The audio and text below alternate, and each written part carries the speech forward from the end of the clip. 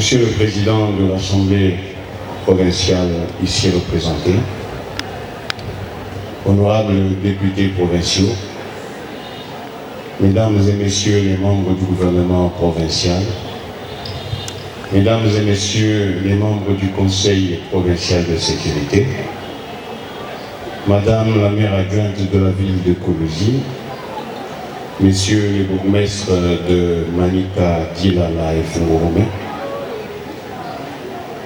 Mesdames et Messieurs les représentants des confessions religieuses, distingués invités, tout protocole observé. Je prends la parole au nom de Madame la gouverneure de province pour la journée dédiée à la femme.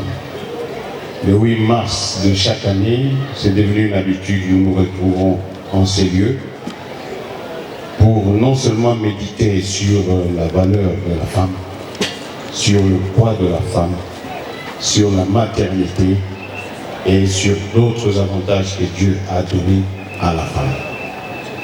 Aujourd'hui, le 8 mars revêt un caractère particulier parce que nous nous souvenons de nos mères, de nos sœurs violentées à l'Est, de nos frères tués à l'Est de la République démocratique du Congo, sans qu'on connaisse exactement quel est le péché qu'ils ont commis.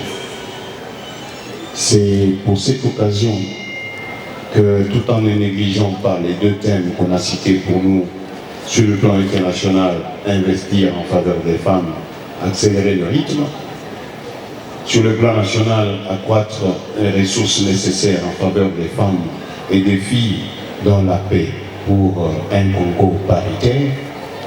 Je préfère mettre l'accent sur le Congo paritaire. C'est pour que nous sachions que ce qui se passe à l'Est nous intéresse tous. Ce qui se passe à l'Est, c'est l'affaire de tout Congolais.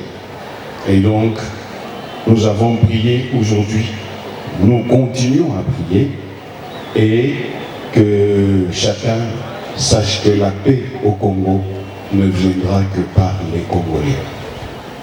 J'aimerais ici que nos mamans comprennent que le Congo est victime d'une injustice. C'est une injustice internationale. Aujourd'hui, on est à plus de 30 millions de morts. Qu'est-ce que le monde occidental a fait? Aujourd'hui, en Ukraine, l'Occident se mobilise pour que la guerre entre la Russie et l'Ukraine se termine. Aujourd'hui, le monde se mobilise pour que la guerre à Gaza, en Israël, se termine. Mais chez nous, ils en parlent comme s'ils racontaient un match de football, comme si c'était une partie de loisir. Chère maman, chères citoyennes congolaises, la paix dans notre pays ne peut provenir que du Congolais lui-même. Du côté de l'Est, c'est vrai que nous ne sommes pas des saints. Nous savons que l'ennemi pénètre dans notre pays par le Congolais lui-même. Parmi nous, il y a des traîtres. Parmi nous, il y a des gens qui vendent le pays.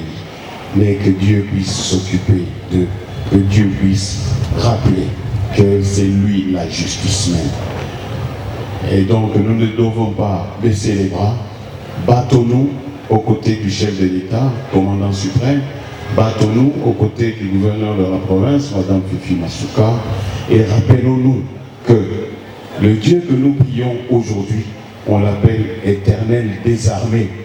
Et parmi ces armées-là, il y a l'armée de la République démocratique du Congo. Et donc que ce Dieu nous donne la force de bouter l'ennemi dehors. Nous n'avons pas demandé à Dieu que nous soyons riches au centre de l'Afrique, que nous soyons riches au cœur de l'Afrique, pour que demain nous puissions faire couler notre sang par milliers d'élites. Nous avons demandé à Dieu seulement d'être aussi considérés comme tous les êtres qu'il a créés depuis Adam et Ève. Ce n'est donc pas un moment de long discours. J'avais voulu prier aussi, mais je préfère le faire dans mon cœur parce que Dieu qui lit dans les profondeurs, sait qu'en ce moment, son fils qui est à Kolwezi, qui parle au nom des autorités de Kolwezi, lui demande pardon au nom de tous les Congolais, parce que nous péchons tous les jours, mais nous avons besoin que Dieu lui-même se lève en ce moment où nous constatons notre faiblesse. Que vive la République démocratique du Congo, que vive la province du Lualaba, que vivent les fils et filles du Lualaba, et que Dieu continue à nous protéger. Merci.